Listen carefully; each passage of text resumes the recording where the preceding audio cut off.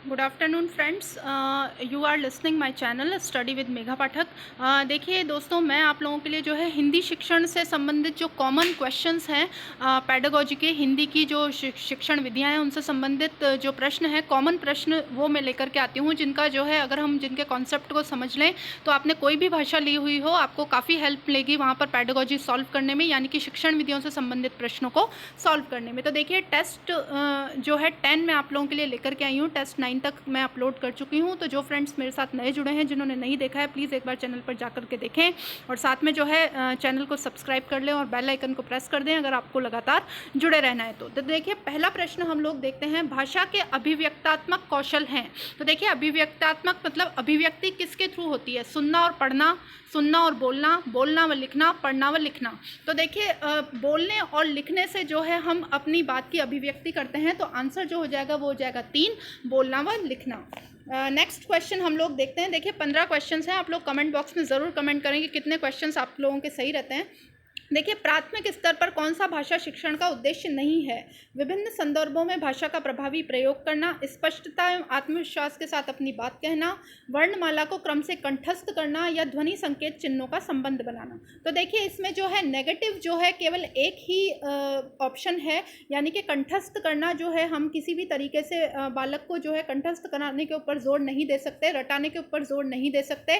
तो देखिए ये जो है क्रॉस हो जाएगा और ये यही पूछ रहा है कि कौन सा शिक्षण का उद्देश्य नहीं है प्राथमिक स्तर पर। तो देखिए कंठस्थ कराना तो किसी भी स्तर पर जो है शिक्षण का उद्देश्य नहीं है, तो आंसर जो हो जाएगा 3 हो जाएगा। नेक्स्ट क्वेश्चन हम लोग देखते हैं, उपचारात्मक शिक्षण की सफलता निर्भर करती है। तो देखिए उपचारात्मक शिक्षण और निदानात्मक शिक्षण में आप लोगों को मापन एवं मूल्यांकन के अंतर्गत पढ़ा चुकी हूँ। हिंदी की शिक्षण विधियों में मैंने ये वीडियोस अपलोड करे हैं, प्लीज़ एक बार जाकर के देखें, बहुत ही यूजफुल आप लोगों के लिए हैं और काफ़ी जो है वहाँ से क्वेश्चंस बनते भी हैं, तो एक बार विजिट करें चैनल पर। देखिए जो है उपचारात्मक शिक्षण की जो सफलता है वो उपचारात्मक शिक्षण की सामग्री पर निर्भर करती है, भाषिक नियमों के ज्ञान पर निर्भर करती है, समय व अवधि पर निर्भर करती है, या समस्याओं के कारणों की सही पहचान पर निर्भर करती है। तो देखिए उपचार से पहले निदान होता है और निदान में यही होता है कि आप जो है बच्चे कहाँ पर अटक रहे हैं उसकी कमियों का पता लगाते हैं और तब उस समस्या का जो है उपचार किया जाता है। तो जो चौथा पॉइंट है वो सही हो जाएगा, समस्याओं के कारणों की सही पहचान पर निर्भर करती है। देखिए नेक्स्ट क्वेश्चन हम लोग देखते हैं, भाषा कौशलों के संदर्भ में कौन सा कथन उचित है? भाषा कौशलों के विकास में अभ्यास की अपेक्षा भाषिक नियमों का ज्ञान जरूरी है। तो देखिए ये तो गलत कथन है। विद्यालय में केवल पढ़ना लिखना कौशलों पर ही बल देना चाहिए, ये भी गलत कथन है। बच्चे केवल सुनना बोलना पढ़ना लिखना कौशल क्रम से ही सीखते हैं, देखिए ये भी ज़रूरी नहीं है, क्योंकि बच्चों की अपनी अपनी कैपेसिटी होती है, हर बच्चा जो है इस क्रम में नहीं सीखता। हाँ ये ज़रूर है कि कुछ जो बच्चे हैं मतलब अधिकतर जो बच्चे हैं वो इसी क्रम में सीखते हैं, लेकिन हर बच्चा हो ये ऐसा ज़रूरी नहीं है। और इसमें केवल जो शब्द है वो लग रहा है, तो देखिए केवल जहाँ पर लग रहा हो वो तो दोनों नेगेटिव होते हैं। चौथा पॉइंट हम लोग देखते हैं, भाषा के चारों कौशल परस्पर अंतर संबंधित है, तो यही हमारा आंसर हो जाएगा, क्योंकि जो है अंतर संबंध होता है चारों कौशलों के मध्य, और बाकी के जो तीनों हैं वो तो नेगेटिव हैं। तो देखिए आंसर जो रहेगा 4 रहेगा। क्वेश्चन नंबर नेक्स्ट क्वेश्चन हम लोग देखते हैं, एक बहुभाषिक सांस्कृतिक कक्षा में आप एक भाषा शिक्षक के रूप में किस बात को अधिक महत्व देंगे? बच्चों के भाषा प्रयोग के अधिक से अधिक अवसर देना। तो देखिए अवसर प्रदान करना तो बहुत ही अच्छी बात है, इसको हम सिक्योर कर लेते हैं। सेकंड पढ़ते हैं, पाठ्य पुस्तक के प्रत्येक पाठ को भली भांति समझना, हालांकि ये भी सही है। बच्चों को व्याकरण सिखाना, तो देखिए ये उद्देश्य नहीं होता है। स्वयं शुद्ध भाषा प्रयोग करना, यानी कि शिक्षक जो है स्वयं शुद्ध भाषा का प्रयोग करे, हालांकि करना चाहिए, लेकिन जो शिक्षक का उद्देश्य है वो ये है कि बच्चों को शुद्ध भाषा सिखाए, ना कि स्वयं शुद्ध भाषा का प्रयोग करे। तो देखिए आंसर जो हो जाएगा वो हो जाएगा अवसर प्रदान करना, यानी कि अधिक से अधिक जो है हम बात कहने के अवसर बच्चों को दें। तो पहला जो ऑप्शन है वो हमारा सही हो जाएगा। नेक्स्ट क्वेश्चन हम लोग देखते हैं, हिंदी की कक्षा में प्राय हिंदीतर भाषी बच्चे हिंदी सीखने में अनेक कठिनाइयों का सामना करते हैं, क्योंकि प्राय हिंदी और उसकी मातृभाषा की संरचना में अंतर होता है। हाँ बिल्कुल ऐसा होता है, वे मन लगाकर हिंदी नहीं सीखते। देखिए ऐसा कुछ भी नहीं है, ये टीचर पर डिपेंड करता है कि वो किस तरीके की स्ट्रैटेजी जो है बच्चों के सामने रखता है। तो हम बच्चों को दोषारोपण नहीं कर सकते, तो ये तो गलत हो जाएगा। हिंदी सीखने के प्रति उनमें अरुचि होती है, देखिए ये कोई कारण नहीं होता। हिंदी बहुत कठिन भाषा है, ऐसा बिल्कुल भी नहीं है। हिंदी क्योंकि हम सभी सीख चुके हैं, तो ऐसा तो है नहीं कि हिंदी बहुत ही कठिन भाषा है। तो देखिए पहला जो ऑप्शन है वो सही रहेगा, प्राय हिंदी और उसकी मातृभाषा की संरचना में अंतर होता है।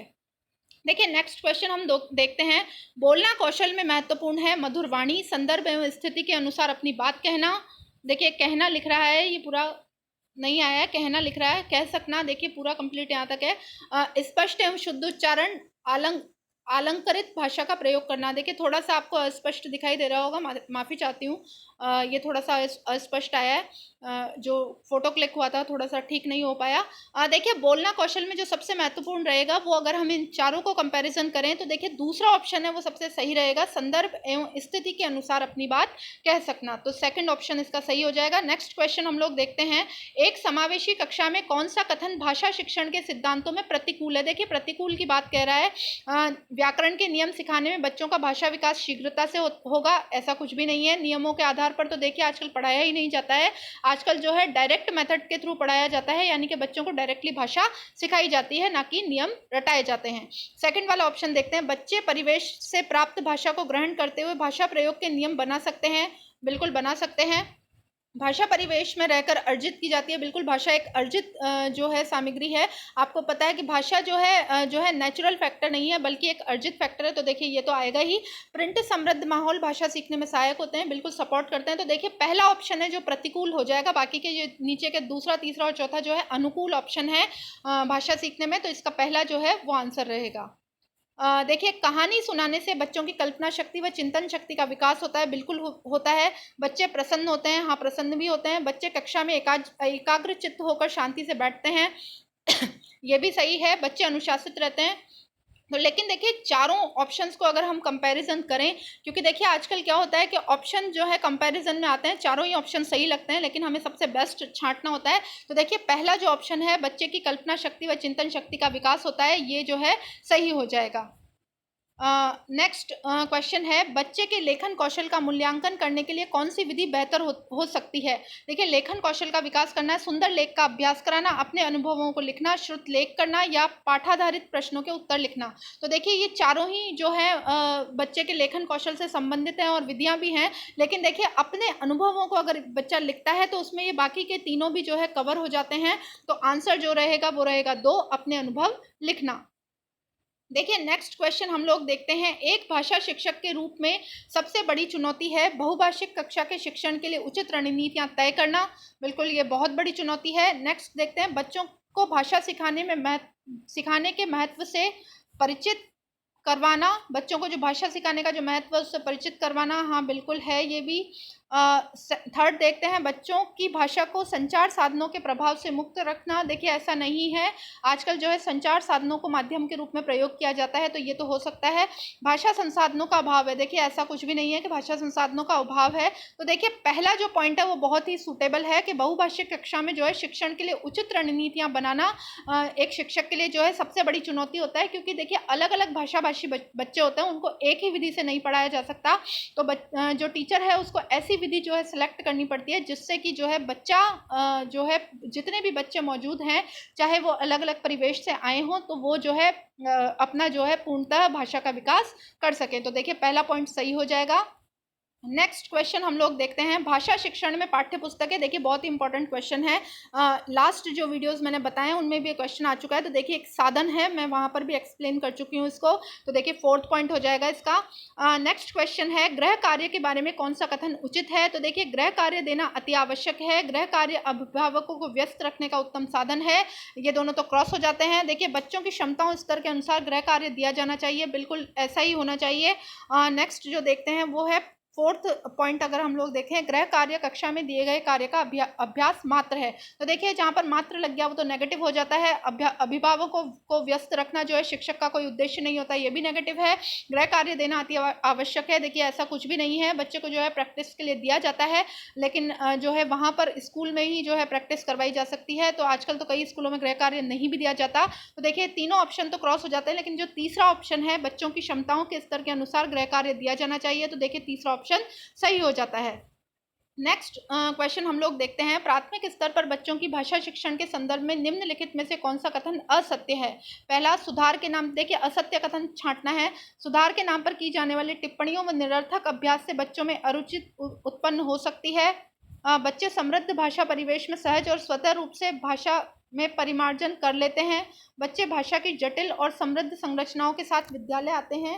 बच्चों की भाषा संकल्पना और विद्यालय में प्रचलित भाषा परिवेश में विरोधाभास ही भाषा सिखाने में सहायक है।